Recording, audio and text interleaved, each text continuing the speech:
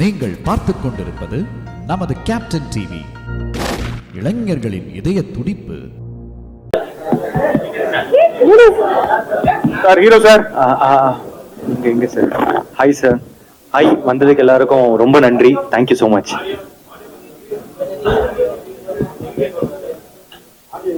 ஆடியோமா sir, வாழ்த்துக்கள் sir. முதல் 2 படம் 100 கோடி 100 கோடி. இது ஹேட்ரிக் 100 கோடிக்கு வந்து எதிர்பார்க்கலாமா? படம் எப்படி இருக்கு சொல்லுங்க அதை பத்தி. நடந்தா சந்தோஷமா இருக்கும் சார். கண்டிப்பா படம் நல்லா வந்திருக்கு. இங்க எல்லாருக்கும் நம்பிக்கை இருக்கு. ரொம்ப ஜாலியான படம், ஃபேமிலி எல்லாம் சேர்ந்து பார்க்கக்கூடிய படம். ஸோ தீபாவளியும் வருது, ஒரு செலிப்ரேட்டரி மூட்ல இருக்கும். ஸோ நல்லது நடக்கும்னு நினைக்கிறேன். ஸோ ஒரே டைம்ல வந்து 2 மூவி இல்லையா, எல்ஐகே அண்ட் டியூட் 2 படமும் போயிட்டே இருந்துச்சு. பிளஸ் ரிலீஸ் ஆல்சோ வந்து கிளாஷ் ஆகிற மாதிரிலாம் இருந்துட்டே இருந்துச்சு.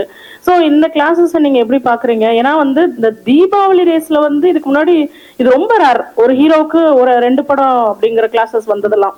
என்ன அது எப்படி வந்து அந்த நியூஸ், அந்த டிஜிட்டல் ட்ரெண்ட் இதெல்லாம் எப்படி பாக்குறீங்க? எப்படி இருந்துச்சு அந்த மொமெண்ட்லாம்? அந்த மொமெண்ட் வந்து ஆக்சுவலா கொஞ்சம் கஷ்டமா தான் இருந்துச்சு. ஐ மீன், ஏன்னா 2 படம் வந்து ஒரு டைம்ல வரது வந்து நல்லது இல்லை 2 படத்துக்குமே. ஸோ ஃபர்ஸ்ட் கொஞ்சம் கஷ்டமா இருந்துச்சு. அதுக்கப்புறம் லைஃப்லயே எந்த கஷ்டமா இருந்தாலும் அதுக்கு மேல ஒரு பாயிண்ட்ல அக்செப்ட் பண்ணிடுவோம்ல. சரி, இதுதான் நடக்க போகுது, நடந்துச்சுன்னா நம்ம அதை எப்படி அக்செப்ட் பண்ணலாம், அதுல இருக்கிற நல்லதெல்லாம் பார்க்க ஆரம்பிப்போம். ஸோ அந்த மாதிரி ஓகே, இது வரைக்கும் வந்ததே இல்லைல்ல, வரட்டும், எல்லாரும் பேசுவாங்க, இந்த மாதிரிலாம் யோசிக்க ஆரம்பிச்சேன். பட் மனசுக்குள்ள தெரியும் வந்து இது இல்ல, 2 படமும் ஒன்னா வந்துச்சுன்னா 2 படத்துக்குமே அது கலெக்ஷனோ இல்ல எதுவுமே கரெக்டா இருக்காதுன்னு. ஸோ அதுக்கப்புறம் லைட் டீம் வந்து ஸ்வீட்டா அவங்க வந்து டிசம்பர் 18க்கு மூவ் பண்ணிக்கிட்டாங்க.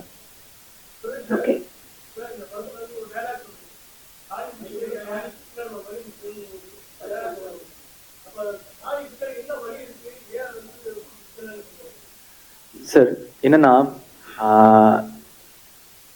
இப்போ ஒரு கல்யாணம் பண்ணிட்ட பிறகு அதுக்கப்புறம் அந்த குடும்பத்துல நிறைய பிரச்சனை இருக்கலாம் சார். ஃபார் எக்ஸாம்பிள் டவுரி பிரச்சனையோ, இல்ல அந்த கணவர் வந்து மனைவியை வந்து அடிக்கிறதாவோ, இல்ல இப்பெல்லாம் மனைவியும் அடிக்கிறாங்க. ஸோ அதனால இந்த மாதிரி எது ஒரு அபியூசிவ் ரிலேஷன்ஷிப்போ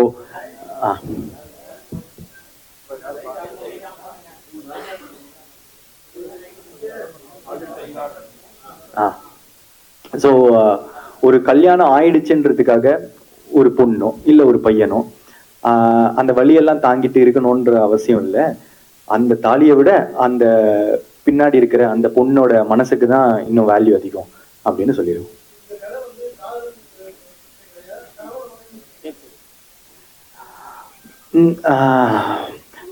கணவன் மனைவிக்குள்ளயும் காதல் இருக்கும்ல, ஸோ 2மே வச்சுக்கலாம்.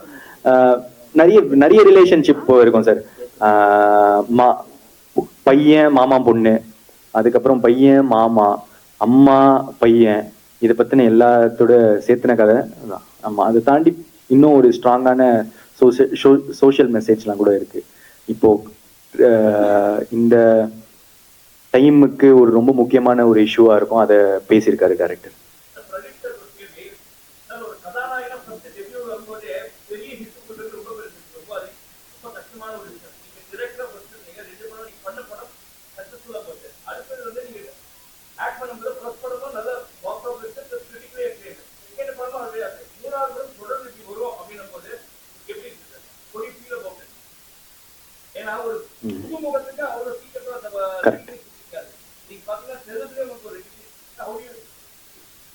ரொம்ப கிரேட்ஃபுல்லா ஃபீல் பண்றேன் சார். இதுதான் உண்மை.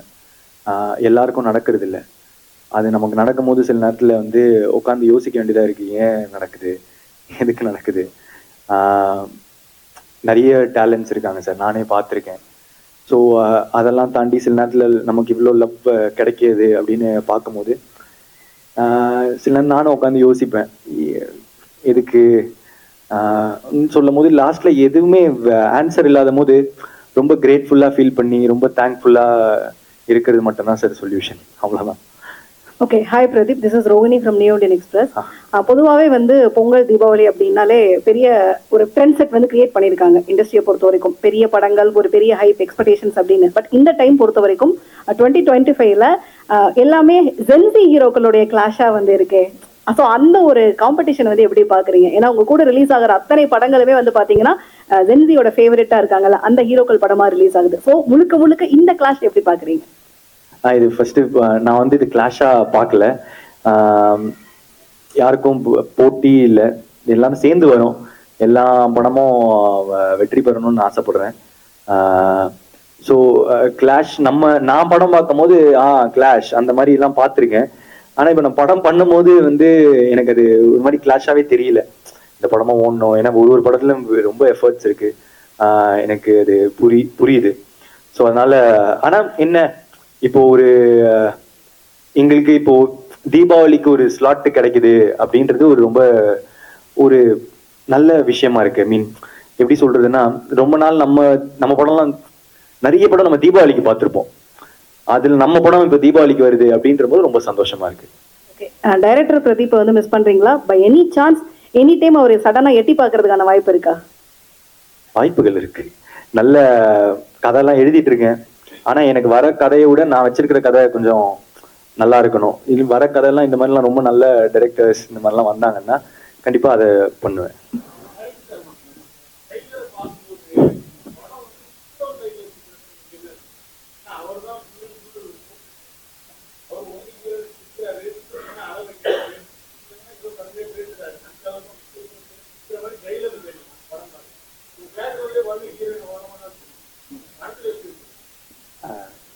எல்லாருக்கும் வணக்கம். படத்துல பாத்தீங்கன்னா ட்ரெய்லர்ல நீங்க சோசியல் மீடியாவோ இல்ல எதையோ நீங்க தேடினீங்கன்னா எண்ட்ல வர்ற அந்த அலையவ கொலையவ போர்ஷன் வந்துட்டு ரொம்ப நல்லா ஹிட் ஆச்சு. அதுல அவங்க தண்ணியோட இருக்கிற அந்த போர்ஷன் வந்துட்டு ரொம்ப நல்லா போச்சு. அது அவங்களுக்கான ஒரு பிரசன்டேஷனா தான் இன்டென்ட் பண்ணி தான் அந்த ஷார்ட்டை முடிச்சது. அங்க முடிக்கணும்ன்ற இன்டென்ஷன்ல வந்துட்டு ஹீரோயினுக்கும் இம்பார்ட்டன்ஸ் கொடுக்கணுன்றது இருக்கு. அதை தாண்டி இங்க ஏன் இல்லை அங்கே ஏன் இல்லைன்னா அதுக்கு காரணம் இல்லை, ஓவராலா இருக்கான்னா இருக்கு. பிரதீப் சார், பிரதீப் சார், இந்த படத்துல நீங்களும் ஸ்கிரிப்ட் பண்ணிருக்கீங்கன்னு கேள்விப்பட்டோம். சுத்தமா இல்ல, ஒரு சீன் கூட இல்ல. இல்ல தாடி வச்சு எப்போதுமே நடிக்கிறீங்க, தாடி இல்லாம எப்பயாச்சும் நடிப்பீங்களா? நடிக்கலாம் சார். என்னன்னா தாடி எடுத்தா ரொம்ப கொஞ்சம் சின்ன பையன் மாதிரி இருக்கேன்னு ஃபீல் பண்றாரு.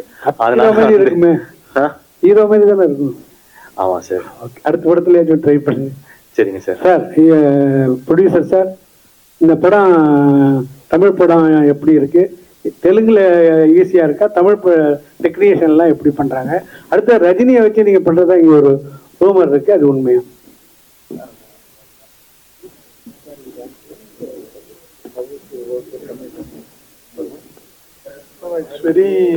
This film we enjoyed thoroughly, and our experience in Tamil industry is fab.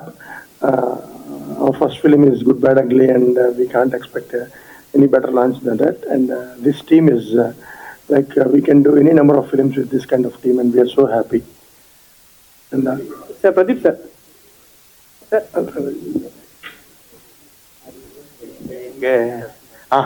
So it's a lifetime opportunity to do film with Rajni sir. We are trying to take good script to sir, and if he agrees, what more we want? Thank you. Pradeep sir, Jude Pradeep, வாழ்த்துக்கள். இங்க sir, என்னன்னா நம்ம Sai news director அவர் கூட join பண்ணும்போது உங்களுக்கு என்ன தோணுச்சு? பாட்டு ஹிட்டா வந்து ஒரு விஷயம் போச்சு, அனிருத்தை விட நல்லா பண்றாருன்ட்டு. அப்ப உங்களுக்கு என்ன தோணுச்சு? டைரக்டர் கிட்ட என்ன பேசுனீங்க? பாட்டு இல்ல, நான் ஃபர்ஸ்ட் டைம் ஊரும் பிளட் வந்து போய் ஸ்டுடியோல கேட்டேன். ஸ்டுடியோல கேட்கும் போதே எனக்கு ரொம்ப ஃப்ரெஷ்ஷா இருந்துச்சு, ரொம்ப புதுசா இருந்துச்சு சவுண்டிங். அண்ட் நாங்க அந்த ஸ்டைல்ஸ் பத்திலாம், அந்த பாட்டோட ஸ்டைல் அதை பத்திலாம் டிஸ்கஸ் பண்ணிட்டு இருந்தோம். அப்போ இது ஷுவரா ஹிட்னு தெரிஞ்சிருச்சுங்க அப்போவே. ஸோ அந்த பாட்டோட ரிசல்ட் வரும்போது நாங்க ரொம்ப பெருசா பேசிக்கல, ஏன்னா நாங்க எதிர்பார்த்ததுதான் அது. பிரதீப் சரிங்க சார், பிரதீப் சரிங்க. Thank you sir, thank you so much sir. Sir, sir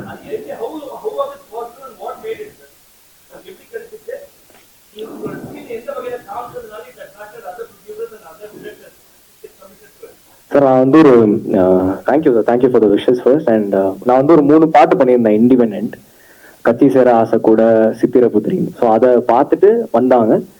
and முக்கியமா ஒரு டெபியூட்டன் நம்பி இவ்வளோ பெரிய ப்ரொடியூசர்ஸ் வரும்போது, அப்போ நம்மளுக்கு தெரியல நம்மளை நம்பி இத்தனை ப்ரொடியூசர்ஸ் வராங்க, இத்தனை டைரக்டர் வராங்கன்னா நம்மளை சாட்டிஸ்ஃபை பண்ண இல்லை, நம்ம கிட்டே ஏதோ ஒன்று பிடிச்சிருக்கு, அதை நம்ம நல்லா டெலிவர் பண்ணணும்னு நம்பி வராங்க. ஸோ அதை நல்லா பண்ணியிருக்கேன்னு நினைக்கிறேன். உங்களுக்கு பிடிச்சதுன்னா ரொம்ப சந்தோஷம். Thank you sir. பிரதீப் சார், இங்க தமிழ் சினிமாவோட ரஜினி சாருக்கு ஒரு பேர் இருக்கு, அவர் ஃபார்முலா பிரேக் பண்ணாரு அப்படிங்கிற மாதிரி ஒரு விஷயம் இருக்கு இல்லையா? ஸோ இப்போ ரீசெண்டாக பிக் பாஸ்ல வந்து நாகார்ஜுன சார் ரஜினி சார் தனுஷ் கூட உங்களுக்கு கம்பேர் பண்ணி பேசியிருந்தாரு. ஸோ அதை பத்தி என்ன நினைக்கிறீங்க? ரொம்ப சந்தோஷமா இருந்துச்சு சார். ஏன்னா நாகார்ஜுனா சார் மாதிரி ஒரு பெரிய ஹீரோ வந்து அந்த ஒப்பிட்டு பேசும்போது உண்மையாலே ரொம்ப சந்தோஷமா இருந்துச்சு. இல்ல அந்த ஃபார்முலா நீங்க பிரேக் பண்ணிட்டீங்கன்னு நினைக்கிறீங்களா? ஃபார்முலானா என்ன சார்? அதாவது அது ஃபார்முலா நான் சொன்னாரு அந்த டைம் வந்து அவர் வந்த பிறகு ஒரு சினிமாவே கொஞ்சம் மாறிச்சு, அந்த ஒன்று மாத்தினாங்க. அந்த மாதிரி ஒரு ஒரு ஜென்ரேஷன்ல இப்போ உங்களை நான் அப்படி பாக்குறேன் அப்படின்னு சொன்னாரு. அந்த மாதிரி நான் நினைக்கிறேன், அவரு நினைக்கிறாரு, அதுக்கு நான் சந்தோஷப்படுறேன் சார். Thank you sir.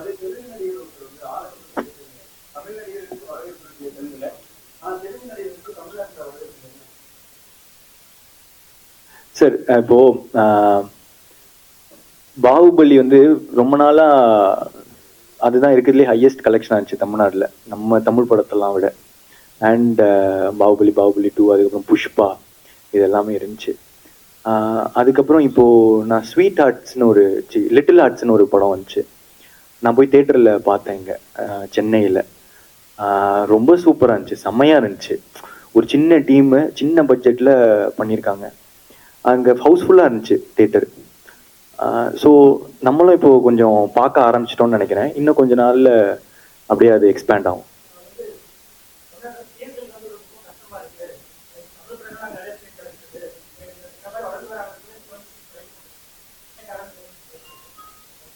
அதான் சார், இப்போ லிட்டில் ஆர்ட்ஸ் வந்து ஒரு சின்ன படம் தான்.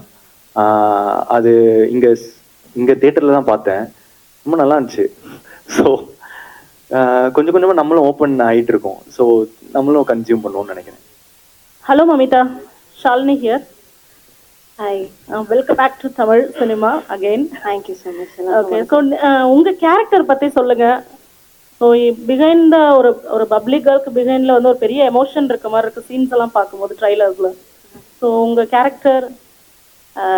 டூட்ல என்னோட கேரக்டர் நேம் வந்து குரல். So like her name, like she is very vocal about her emotions. She is true to her emotions அப்படின்னு சொல்லலாம். And she is someone who genuinely cares about others. So எனக்கு வந்து குரல் is one of my favorite characters and I hope you'll all like her. Okay, இது வந்து உங்களுடைய 2வது தமிழ் படம். பட் இது ரிலீஸ்க்கு முன்னாடியே இவ்வளோ பெரிய ரெட் கார்பெட் வந்து தமிழ் மக்கள் கிட்ட உங்களுக்கு கிடைச்சிருக்கிறத எப்படி பார்க்குறீங்க? ஏன்னா சோஷியல் மீடியாவில் எல்லாத்துலேயுமே வந்து மமிதாவை வந்து செலிப்ரேட் பண்ணுறாங்கல்ல, இதை எப்படி பார்க்குறீங்க? ஐயோ, எனக்கு ரொம்ப கிரேட்ஃபுல்லாக இருந்துச்சு. பிகாஸ் நான் நடித்தது வந்துட்டு ஒரு மலையாளம் படம். அண்ட் அது வந்துட்டு எல்லாருமே இங்கே தமிழ்நாட்டிலையும் in Telugu language also got a big எப்படி சொல்கிறது ரிசெப்ஷன்ஸ் அப்படின்னு பார்த்தா, I mean to be very honest. அப்போது மீ அது எனக்கு வந்துட்டு ஒரு பெரிய விசிபிலிட்டி கிடைச்சிச்சு. Sorry if my Tamil is very wrong. But அதான் அப்போது அந்த பிரேமலுக்காக எனக்கு இங்கே வந்துட்டு I am getting awards for it. So அந்த அன்பு பார்க்கும்போது எனக்கு ரொம்ப கிரேட்ஃபுல்லாக இருக்குது. பிரதீப் சார், நீங்கள் முதல்ல நடிக்க வரும்போது நீங்கள் எப்படி நடிப்பீங்க, திறமை என்ன நிறைய தெரியாது. இந்த மாதிரி ஒரு காலேஜ் ஃபங்க்ஷன்லேயே இந்த பாடி ஷேமிங் கேள்வி பண்ணாங்க. அதுக்கப்புறம் 2 படம் பெரிய ஹிட் கொடுத்தீங்க, இன்னொன்று ஒரு ஓடி. இப்போ கூட ஒரு சமீபத்தில் ஒரு ப்ரெஸ் மீட்டில் வந்து அந்த உடல் ரீதியாக வந்து நிறைய கொஸ்டின் பண்ணுவாங்க. அந்த மாதிரி கேள்விகளை எப்படி எதிர்கொள்றீங்க, அவங்களுக்கு என்ன பதில் சொல்லணும்னு நினைக்கிறீங்க? ஒன்றுமே இல்லை சார், எனக்கு பெருசாக அஃபெக்ட் பண்ணுறது இல்லை.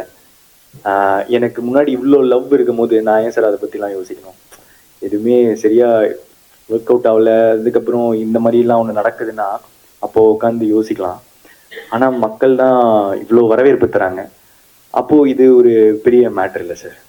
சார், அப்புறம் ரஜினி சார் கமல் சாரும் இணைஞ்சி படம் பண்ணது முடிவாயிட்டு. ரஜினி சார் சொல்லுவாரு இன்னும் கதை முடிவாகலை, டைரக்டர் முடிவாகலங்காரு. சப்போஸ் உங்களுக்கு கேட்டாங்கன்னா உங்கள்கிட்ட கதை இருக்கா, எந்த மாதிரி ஜானர்ல அந்த 2 பெரிய ஸ்டார் வச்சு படம் பண்ணுவீங்க? சார் கதை இல்லைங்க சார் என்கிட்ட அந்த மாதிரி. ஆமா, 2 பெரிய லெஜண்ட் சார்.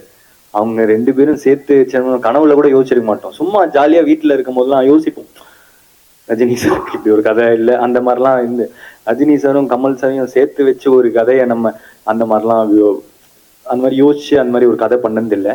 அண்ட் இப்போதைக்கு நம்ம கான்சென்ட்ரேஷன் ஃபுல்லா ஆக்டிங் சார்.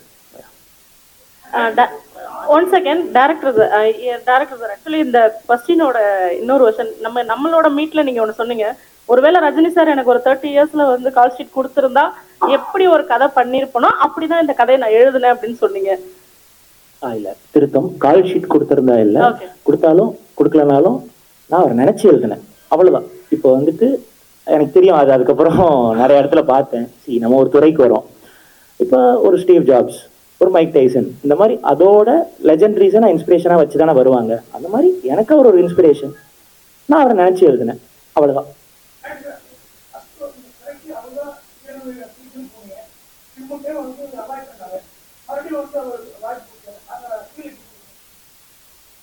சார் கேள்வி புரியல.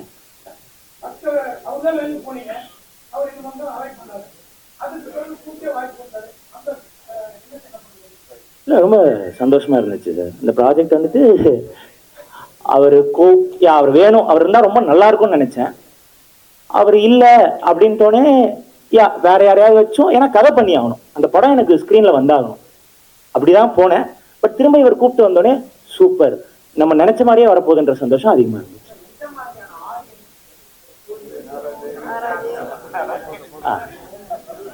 சார் இது வந்துட்டு ஜென்சி படமானா ஆமாம் தான், ஆனா அது ஜென்சி படம் மட்டும் இல்லை, ஃபேமிலி ஆடியன்ஸ்ல இருந்து எல்லாருக்குமே ரொம்ப கனெக்ட் ஆகக்கூடிய ஒரு படமா இருக்கும். அண்ட் இது வந்துட்டு யாரோ கேட்டிருந்தாங்க காதல் படமா லவ் ஃபிலிமா அப்படி இப்படின்ட்டு. இது லவ் ஃபிலிம் தான். It talks about right to love. Okay, சாயபயங்கர் ஒரு கேள்வி. எந்த அளவுக்கு வந்து உங்களோட மியூசிக் வந்து செலிப்ரேட் பண்ணப்படுதோ சேம் அதே டைம் வந்து நிறைய நெகட்டிவிட்டி அண்ட் ட்ரால்ஸும் உங்களை சுத்தி வந்து சரௌண்ட் ஆயிருக்குல்ல, அதெல்லாம் எப்படி ஹேண்டில் பண்றீங்க? ஆல்ரெடி சொல்லியிருந்தேன், நான் ட்விட்டர்லயும் இன்ஸ்டாலையும் பெருசா இல்லைன்னு. அது ஒண்ணு இருந்தாலே, அது அந்த ஒரு ஹேபிட் இருந்தாலே போறோம் நினைக்கிறேன் இது 2த்துல இருந்தும் தப்பிக்கிறதுக்கு. ஸோ நான் மோஸ்டா ஸ்டூடியோல தான் இருப்பேன். I don't even normally also like சும்மா கூட வெளில எப்பயுமே போக மாட்டேன், என் டைரக்டருக்கு தெரியும் என்னை பத்தி. ஸோ அதனால வந்து I have fun making music and that gives me so much high. So நான் எனக்கு பிடிச்சிருக்குன்னு நான் ஜாலியா பண்றேன். நான் வந்து இன்னொருத்தருக்கு பிடிக்கணும் கண்டிப்பா, அந்த ஆசை இருக்கு, ஆனா கன்வின்ஸ் பண்றதுக்கு நான் பண்ணல. ஸோ அதனால நான் ஜாலியா எனக்கு பிடிச்சதை பண்றேன் அண்ட் மக்கள் அதுக்கு ரொம்ப நல்லா சப்போர்ட் பண்ணி விஷஸ் கொடுத்துட்டு இருக்காங்க. நீங்க நீங்க யோசிச்சு பார்த்துருப்பீங்களா? இல்ல நான் யோசிச்சு பார்த்ததே கிடையாது இந்த மாதிரி ஒரு லான்ச் கிடைக்கும்னு. ஸோ அதனால எல்லாமே பை காட்ஸ் கிரேஸ் தான். பிரதீப் சார் இங்கே இங்கே இங்கே சார், நீங்கள் சொல்றதெல்லாம் வெற்றியாக இருக்குது. ஸோ வந்து நீங்கள் எது தொட்டாலும் 100 கோடி கலெக்ஷன் வருது. அதனால வந்து உங்களை வந்து சரியா அப்ரோச் பண்ண முடியல, டேரக்டர் கேட்குறாங்க, அதிக சம்பளம் வாங்குறேன்னு சொல்லிட்டு ஒரு விஷயம் போயிட்டு இருக்கு. அதை பற்றி உங்களுக்கு பதில்? இல்ல அப்ரோச் பண்றது வந்து அப்ரோச் பண்ண முடியல, இல்ல அதிக சம்பளம் வாங்குறதுனால அப்ரோச் பண்ண முடியலையா? அதிக சம்பளம்னாலயா? டைரக்டர் அப்ரோச் பண்ண மாட்டாங்க சார், அதிக சம்பளம் அந்த மேட்டர் ஒன்று வராது. ப்ரொடியூசர்ஸ் அந்த ஏரியா தான். எனக்கு அந்த மாதிரி ஒன்று இதுவே இல்லை சார். நான் தொடர்ந்து ரொம்ப எனக்கு சம்பளம் கொடுக்குற இதெல்லாம் ரொம்ப கம்மி சார். இவங்களுக்குலாம் இவங்க ரொம்ப பெரிய ப்ரொடியூசர். ஸோ இவங்களோ இல்லை நான் பண்ண ஏஜிஎஸோ அதெல்லாம் வந்து ஒரு மேட்டரும் இருக்காது சார். அந்த மாதிரி இல்லைன்னு நினைக்கிறேன். வதந்தி. Thank you sir, thank you. நன்றி.